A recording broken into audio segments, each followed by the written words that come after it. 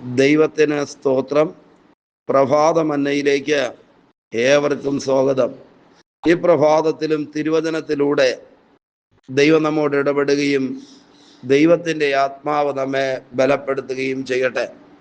ലൂക്കോസ് വിശേഷം 1-ാം അധ്യായം 25-ാം വാക്യം വായിക്കുന്നു. ലൂക്കോസ് 1:25. മനുഷ്യരുടെ ഇടയിൽ എനിക്കുണ്ടായിരുന്ന നിന്ന നീക്കുവാൻ കർത്താവ് എന്നെ കടാക്ഷിച്ച നാളിൽ ഇങ്ങനെ എനിക്ക് ചെയ്തിരിക്കുന്നു എന്ന് പറഞ്ഞ് 5 മാസം ഒളിച്ചു പാർത്തു. പ്രിയരെ, ഒരു വലിയ ദൈവപ്രവൃത്തി വെളിപ്പെടുവാനിടയായി തീർന്നു. സഖരിയാവിനും എലിസബത്തിനും സമയം കഴിഞ്ഞിട്ടും നാളുകൾ നീണ്ടുപോയിട്ടും ഒരു പ്രതീക്ഷയില്ലാത്ത അവസ്ഥയിൽ അവർ എത്തിച്ചേർന്നിട്ടും അവരുടെ ജീവിതത്തിൽ ദൈവ പ്രവൃത്തി വെളിപ്പെടുവാനിടയായി തീർന്നു. അനുഗ്രഹിക്കപ്പെട്ടൊരു തലമുറയെ ദൈവം അവർക്ക് അവകാശമായി കൊടുക്കുവാനിടയായി തീർന്നു. ഈ വാക്യം വായിക്കുമ്പോൾ അങ്ങനെയാണ് എഴുതിയിരിക്കുന്നത്. ആ നാളുകൾ കഴിഞ്ഞിട്ട് അവന്റെ ഭാര്യ എലിസബത്ത് ഗർഭം ധരിച്ചു. തലമുറകളില്ലാതെ ഭാരത്തിലും വേദനയിലും നിരാശയിലും ഇരുന്നൊരു കുടുംബം. ആ കുടുംബത്തിനകത്ത് ദൈവത്തിന്റെ പ്രവൃത്തി വെളിപ്പെടുവാനിടയായി തീർന്നു. ദൈവം ആ കുടുംബത്തെ സന്ദർശിക്കുവാനിടയായി തീർന്നു. ആ അനുഭവത്തെക്കുറിച്ച്, ആ ദൈവിക ഇടപെടലിന് ശേഷം എലിസബത്തും സഖരിയാവും പറയുന്ന അനുഗ്രഹിക്കപ്പെട്ട സാക്ഷ്യമാണ് 25-ാം വാക്യത്തിനകത്ത് എഴുതിയിരിക്കുന്നത്.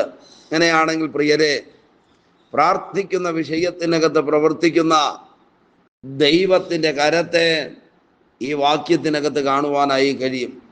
നാള് നീണ്ടുപോയാലും, സമയം അതിക്രമിച്ചു പോയാലും, സാധ്യതകളെല്ലാം മങ്ങിയാലും, ഒരിക്കലും നടക്കുവാൻ സാധ്യതയില്ലാത്ത അനുഭവത്തിലേക്ക് ചുറ്റുപാടുകൾ മുഴുവനും ആയിത്തീർന്നാലും അതിൻ്റെ നടുവിൽ പ്രവർത്തിക്കുന്ന ദൈവപ്രവൃത്തിയാണ് ഈ വാക്യത്തിനകത്ത് നമുക്ക് കാണുവാനായി കഴിയുന്നത്.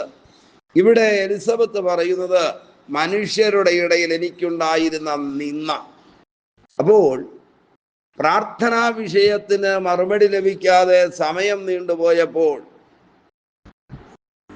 എലിസബത്തും സഖരിയാവും നിന്ദിക്കപ്പെടുവാനിടയായി തീർന്നു. അവരുടെ ജീവിതത്തിൽ നിന്ന കടന്നു വരുവാനിടയായി തീർന്നു. ഏതെങ്കിലുമൊക്കെ വിഷയങ്ങൾക്കകത്ത് നിന്ന കേട്ട് മടുത്തുപോയവർ, നിന്ന കേട്ട് തളർന്നിരിക്കുന്നവർ, നിന്ദിക്കപ്പെട്ടിരിക്കുന്നവർ, ഇന്ന് രാവിലെ ഈ സന്ദേശം നിങ്ങൾ കേൾക്കുന്നെങ്കിൽ ഒരു വലിയ വിടുതൽ നിങ്ങളുടെ ജീവിതത്തിൽ നൽകി തരുവാൻ നമ്മുടെ ദൈവം ശക്തനാണ്. ഈ വാക്യം എഴുതിയിരിക്കുന്നത് മനുഷ്യരുടെ ഇടയിൽ എനിക്കുണ്ടായിരുന്ന നിന്ന നീക്കുവാൻ. അപ്പോൾ ഇന്ന് രാവിലെ നമ്മൾ തിരിച്ചറിയണം, നിന്ന നീക്കുവാൻ ലോകത്തിൽ കഴിയുന്ന ഒരേ ഒരുവൻ മാത്രമേ ഉള്ളൂ. അത് നമ്മൾ സേവിക്കുന്ന കർത്താവാണ്. നിന്ദിക്കപ്പെട്ട്, തളർന്ന്, ഭാരപ്പെട്ട് നിങ്ങൾ ഈ സന്ദേശം ശ്രദ്ധിച്ചു കൊണ്ടിരിക്കുന്നെങ്കിൽ പരിശുദ്ധാത്മാവിൽ ഞാൻ നിങ്ങൾക്ക് വേണ്ടി ഒരു ആലോചന പറയാം. ഉറപ്പായിട്ടും നിങ്ങൾ ഭാരപ്പെട്ടിരിക്കുന്ന വിഷയങ്ങൾക്കകത്ത് ദൈവത്തിൻ്റെ പ്രവൃത്തി വെളിപ്പെടുക തന്നെ ചെയ്യും. ഈ വാക്യത്തിനകത്ത് എങ്ങനെയാണ് എഴുതിയിരിക്കുന്നത്? നിന്ദിക്കപ്പെട്ടു പോയ അവസ്ഥ അത് നീക്കുവാൻ തക്കവണ്ണം കർത്താവ് എന്നെ കടാക്ഷിച്ചു. അപ്പോൾ എലിസബത്ത് പറയുകയാണ്, ദൈവത്തിൻ്റെ കടാക്ഷം എൻ്റെ മീതെ വെളിപ്പെട്ടു, ദൈവം എന്നെ കണ്ടു എന്ന് പറഞ്ഞാൽ ഹൃദയത്തിനകത്ത് തളം കെട്ടി കിടന്ന വേദനകളുടെ ആഴം ദൈവം കാണുവാനിടയായി തീർന്നു. സമൂഹത്തിൽ അനുഭവിക്കുന്ന നിന്ദകളുടെ വേദന ദൈവം തിരിച്ചറിയുവാനിടയായി തീർന്നു. പ്രിയരെ, അങ്ങനെയാണെങ്കിൽ ഇന്ന് നമ്മൾ കടന്നു പോകുന്ന സാഹചര്യങ്ങളെ ഉള്ളതുപോലെ കാണുകയും അറിയുകയും ചെയ്യുന്ന ദൈവം നമുക്ക് വേണ്ടി ജീവിക്കുന്നു എന്ന് നാം അറിയണം.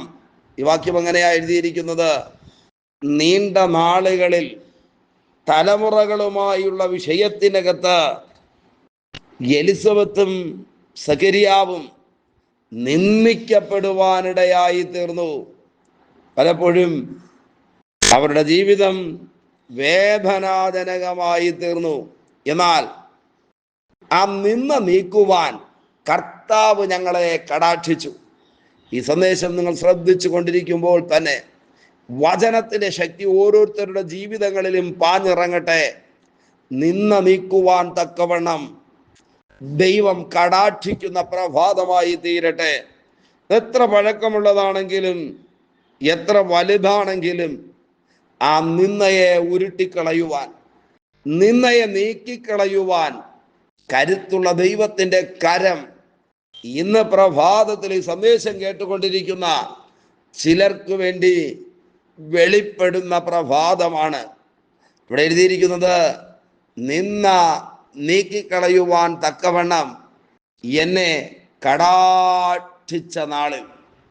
ഒരു ദിവസം വന്നെന്ന, ഒരു നാള് പിറന്നെന്ന ഒരു ദിവസം ഉണ്ടായി.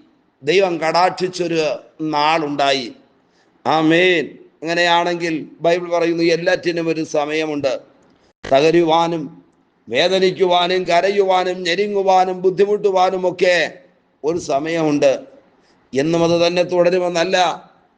അങ്ങനെ ഒരു സമയമുണ്ടെങ്കിൽ അതിൽ നിന്ന് പുറത്തു വരുവാൻ, ഒരു പണി നടക്കുവാൻ, ദൈവപ്രവൃത്തി വെളിപ്പെടുവാൻ അതിനും ഒരു സമയമുണ്ടെന്ന് തിരുവചനം എഴുതിയിരിക്കുന്നു.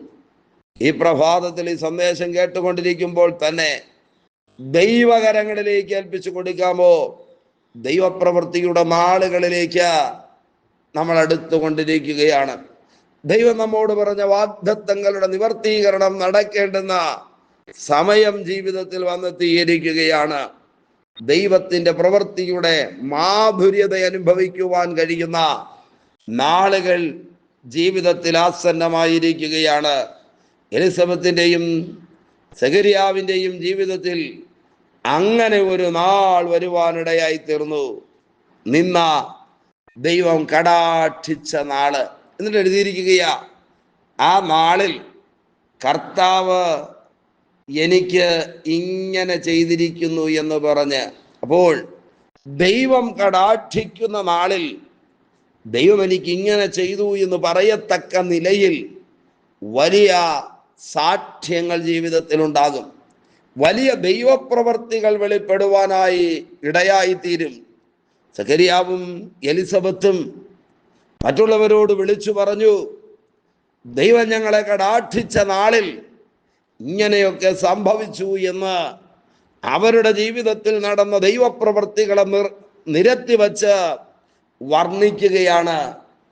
ഇന്ന് പകൽ ഏതെങ്കിലുമൊക്കെ പ്രതിസന്ധികളിലൂടെ കടന്നു പോകുന്ന ആരെങ്കിലും ഈ സന്ദേശം കേട്ടുകൊണ്ടിരിക്കുന്നെങ്കിൽ ദൈവിക ഇടപെടലിന്റെയും ദൈവിക അത്ഭുതത്തിന്റെയും ദൈവകൃപയുടെയും വൈകുന്നേരമായി തീരട്ടെ. ദൈവകരങ്ങളിലേക്ക് ഏൽപ്പിച്ച് പ്രാർത്ഥിക്കാമോ?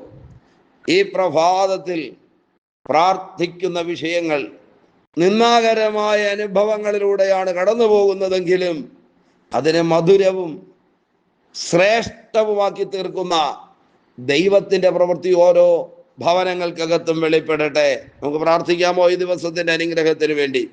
പരിശുദ്ധ ദൈവമേ, സ്വർഗ്ഗസ്ഥ പിതാവേ, അനുഗ്രഹിക്കപ്പെട്ട പ്രഭാതത്തിനായി സ്തോത്രം.